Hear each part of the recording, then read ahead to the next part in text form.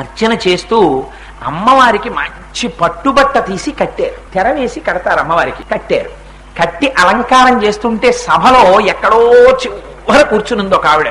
ఒక పిల్లని తీసుకొచ్చింది ఆవిడ. ఆ పిల్ల అమ్మ నాకు ఆ పట్టు చీరిచ్చేయమనవే, అమ్మ నాకు ఆ పట్టు చీరిచ్చేయమనవే అంటోంది. తప్పే. కంచికామకోటి పీఠాధిపతులు, నడిచే దేవుడిని పేర్గాంచిన వారు, జగద్గురువులు చంద్రశేఖర పరమాచార్యుల వారు స్వయంగా అర్చన చేశారు అమ్మవారికి. ఇవాళ అర్చన చేసి అమ్మవారికి చీర అని ఆ చీర అలా అడగకూడదమ్మా, తప్పు, అడగకూడదు అంది. అన్న తర్వాత పూజ అయిపోయింది. అందరికీ తీర్థం ఇస్తున్నారు పరమాచార్యుల వారు. ఆ తీర్థం కోసమని అందరూ వస్తున్నారు, చెయ్యి చాపుతున్నారు. ఈ పిల్లని పట్టుకుని ఆవిడ కూడా క్యూలో వస్తోంది.